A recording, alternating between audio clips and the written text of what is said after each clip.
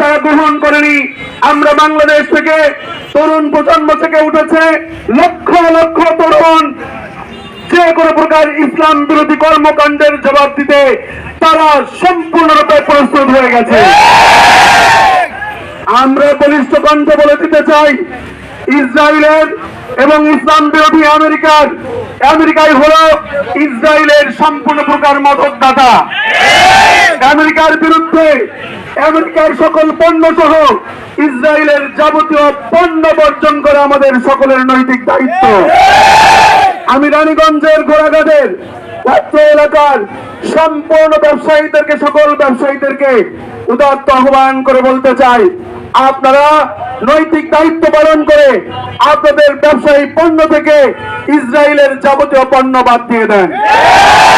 আমরা আপনাদের প্রাথমিকভাবে ঘোষণা দিয়ে দিলাম, এরপরে যদি কোন দোকানে কোড থাকে, এরপরে কোন দোকানে যদি ইসরায়েলি পণ্য থাকে, আমাদের ছেলেরা আপনাদের এই ব্যবসা বন্ধ করে দিতে বাধ্য হবে। আমি খুবই স্পষ্ট করে বলে দিতে চাচ্ছি।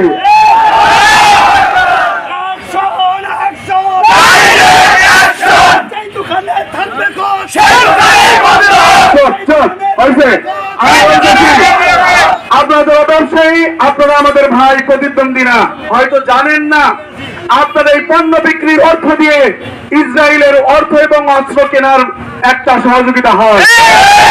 অতএব আপনি যদি একটা নেসলে বেচেন, আপনি যদি একটা কোট বেচেন, 1 পয়সা হলেও ইসরায়েলে চলে যাচ্ছে। আপনাকে এই পণ্য বয়কট করতে হবে, দোকান থেকে বের করে দিতে হবে, এবং ক্রয়ের ক্ষেত্রেও আমরা যারা আছি সেটাও বাদ দিয়ে দিব। এইভাবে ইসরায়েল এবং আমেরিকার যত পদ্ধতি রয়েছে সমস্ত পথ পদ্ধতিকে আমরা বাদ দিয়ে দিব, এবং আমরা ঘরে বাইরে ইসলাম বিরোধী যাবতীয় তৎপরতার বিরুদ্ধে রুখে দাঁড়াবো। ইতিমধ্যে আমরা দেখি ইসলামের বিরুদ্ধে যাবতীয় ষড়যন্ত্র, এই ষড়যন্ত্রের একটি মহা ষড়যন্ত্র হলো ইসলামের বিরুদ্ধে ভণ্ড পীর তৈরি করে ইসলামের ক্ষতি সাধন করা হলো সবচেয়ে বড়।